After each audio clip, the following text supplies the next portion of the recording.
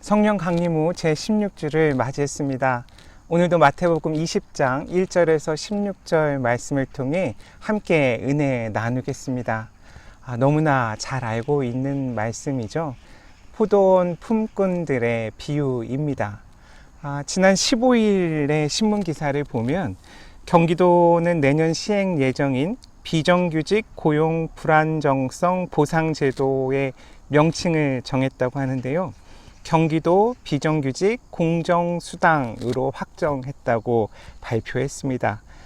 이러한 공정수당은 고용이 불안정한 노동자가 보수까지 덜 받는 그런 중복차별을 방지하기 위한 그런 정책이라고 합니다.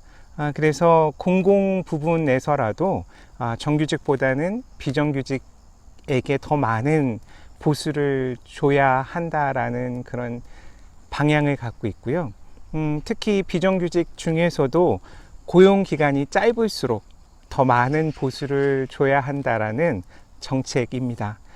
기본 급여에서 5%에서 10%, 그 사이에 차등을 두어서 지급하겠다는 그런 내용을 담고 있습니다.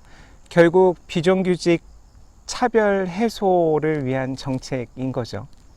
그리고 어제는 제1회 청년의 날 기념식이 개최되었습니다. 매년 9월 셋째 주 토요일 이날을 이제부터 청년의 날로 정했다고 하거든요.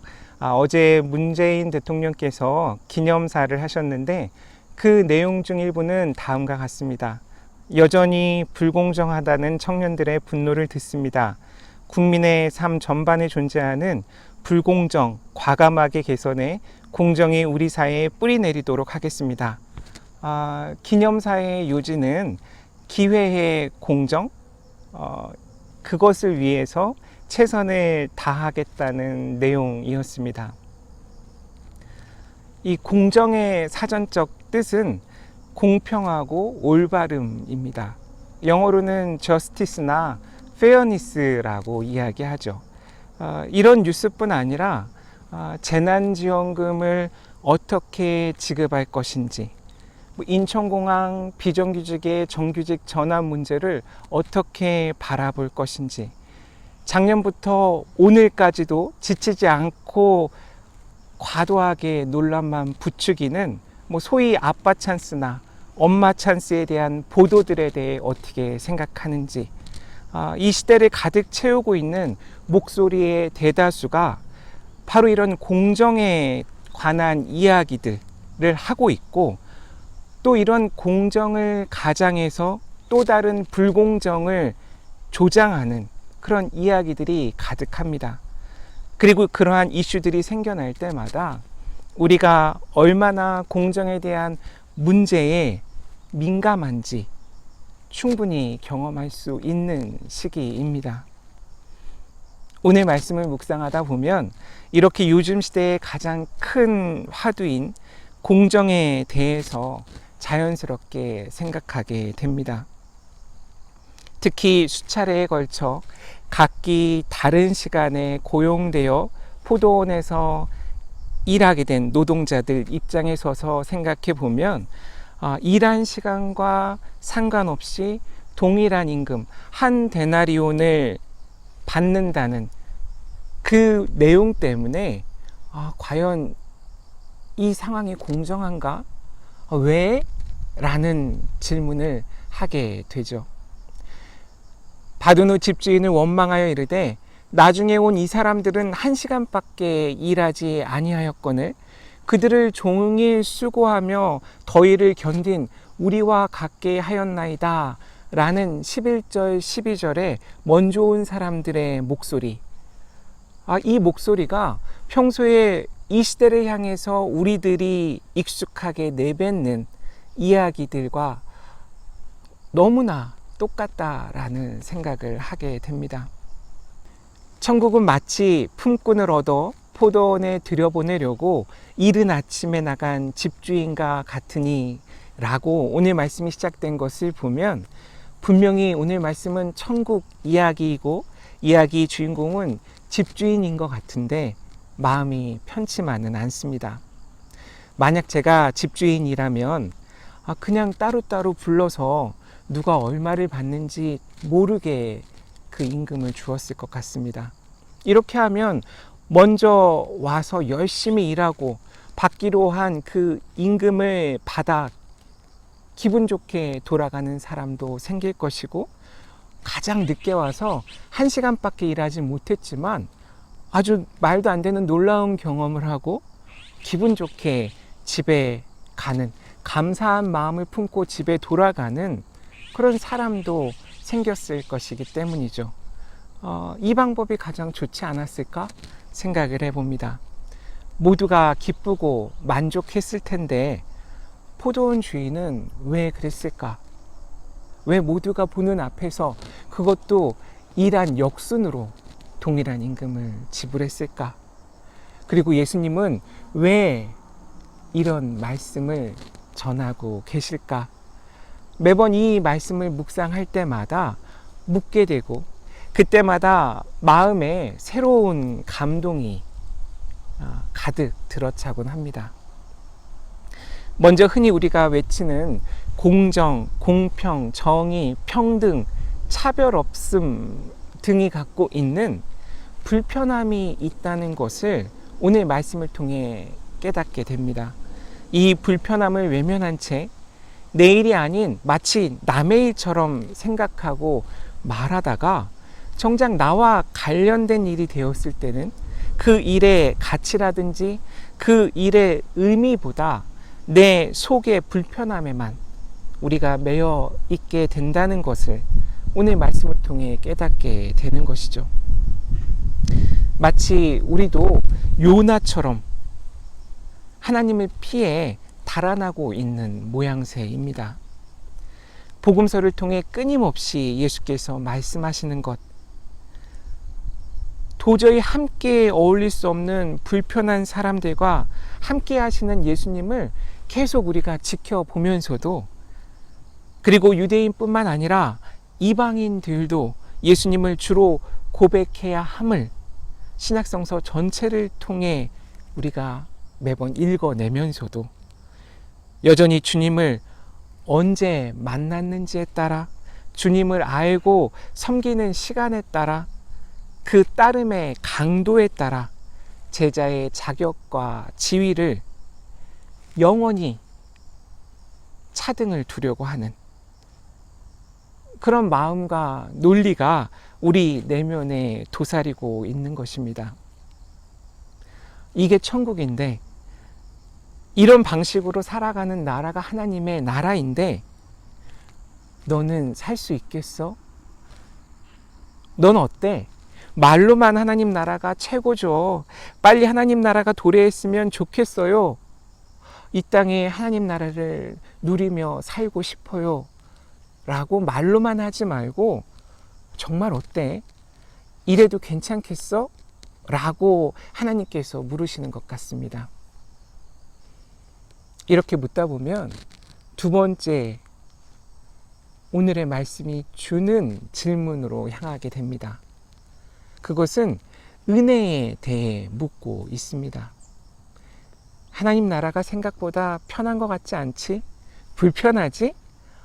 이게 너네가 그렇게 말만 하면 외치는 하나님 나라의 생활 방식인 은혜인데, 그 은혜가 좋니? 은혜가 불편하지 않아?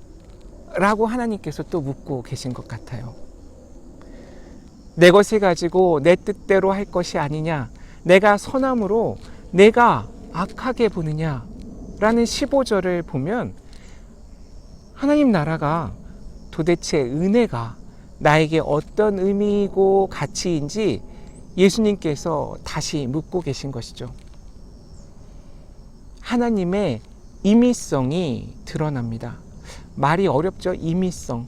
쉽게 얘기하면 하나님 마음이시라는 거죠. 하나님 뜻대로 하신다는 것입니다. 은혜는 그야말로 선물인데 하나님 마음대로, 하나님 뜻대로 우리에게 선사하시는 것이 은혜라는 것을 말하고 있습니다. 은혜의 속성이죠. 하나님 나라의 규칙입니다. 하나님의 은혜가 불편하냐고 오늘 말씀은 그래서 묻고 계십니다. 우리는 지난 한 주 동안 보네포 목사님의 값비싼 은혜와 값싼 은혜에 대해 함께 읽었습니다. 은혜가 내 삶의 전제인지 아니면 내 삶의 결과로서 은혜가 놓여 있는지를 오늘 말씀을 통해서도 계속 생각하게 됩니다. 16절도 마찬가지죠. 나중된 자로서 먼저 되고 먼저 된 자로서 나중되는 것도 그때그때 내가 처한 입장에 따라 감사하기도 하고 공정하지 않다고 하나님 앞에 떼쓰게 되는 우리 모습에 대한 하나님의 응답같이 제게는 들렸습니다. 바울 사도도 고린도전서 4장 7절에서 고린도 교인들에게 이렇게 말하고 있습니다. 누가 너를 남달리 구별하였느냐? 내게 있는 것 중에 받지 아니한 것이 무엇이냐? 내가 받았은즉 어찌하여 받지 아니한 것 같이 자랑하느냐? 은혜가 이런 것이죠. 은혜에 대해 우리가 이런 태도를 취하고 있는 것이죠. 은혜를 은혜로 받을 수 있을까? 하나님께 받은 은혜가 내 삶에서 가장 공정한 것이라고 내 스스로 고백할 수 있을까?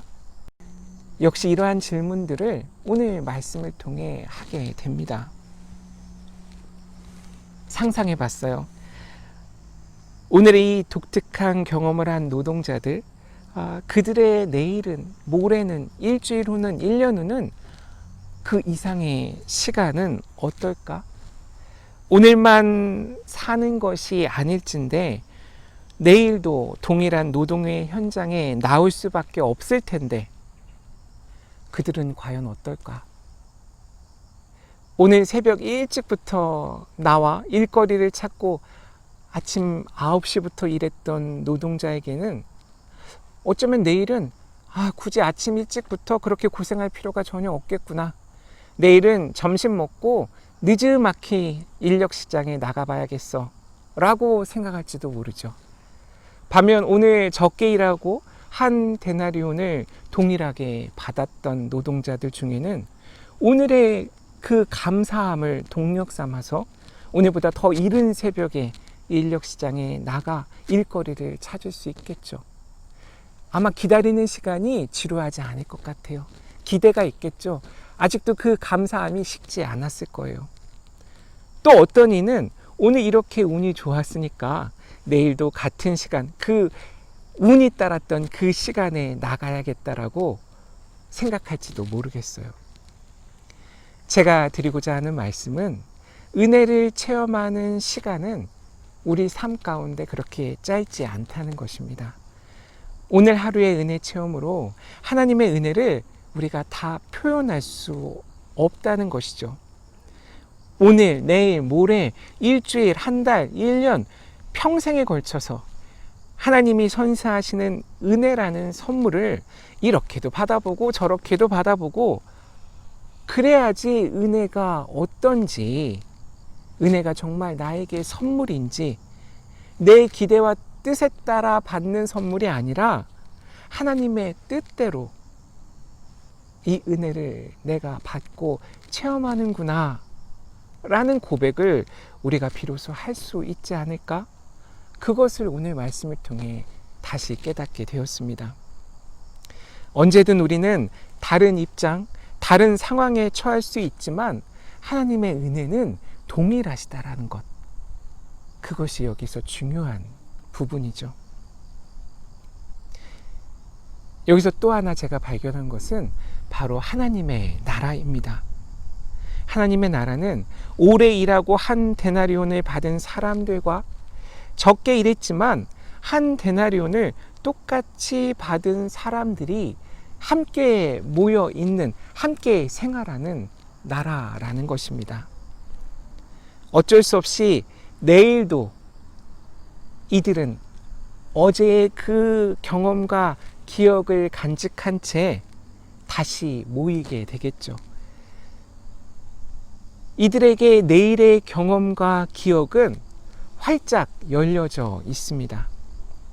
어제의 내가 오늘의 나와 같지 않고 오늘의 내가 내일의 나와 변화된 모습일 것입니다. 서로의 상황과 입장을 이해할 수 있는 길이 열려 있는 것이죠. 지금은 누군가 불편하고 누군가는 기쁘고 또 누군가는 기쁘면서도 불편하지만 이들이 함께 모여 있고 다시 만날 수 있는 그 장을 마련하고 계시다는 것. 여기선 포도원 주인이 그 장을 마련하겠죠.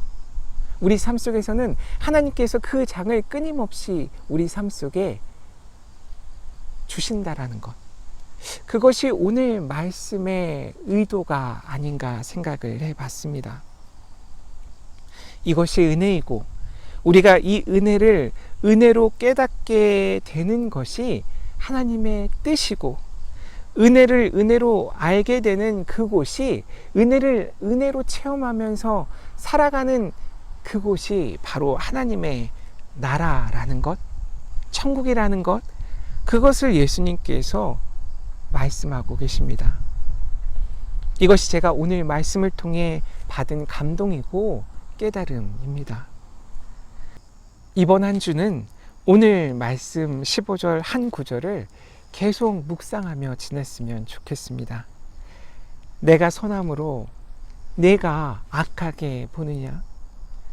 내가 선함으로 내가 악하게 보느냐? 이 말씀이 이 시대를 보고 읽는 신앙인들에게, 주님의 제자들에게 삶의 기준이 되면 좋겠습니다. 내가 선함으로 내가 나를 악하게 보느냐? 한 주 동안도 주님의 은혜 가운데서 참 평안을 누리시는 저와 여러분이 되시기를 간절히 소망합니다. 아멘.